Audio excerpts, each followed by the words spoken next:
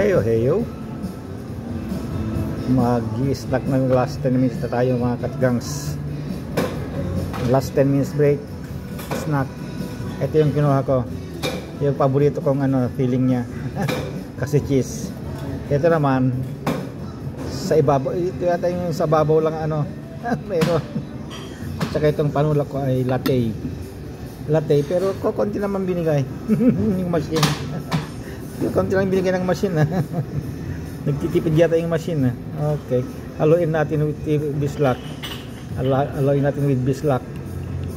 Ito. May bislak siya. Ayan. Pwede na siguro yan. Ayan. Nahalo na. Tanggal na yung puting bula sa ibabaw. Tikpan natin bago natin okay lang. Hindi masyadong matamis. Tamang-tama, matamis ito. Ito hindi masyadong matamis ito. Latte.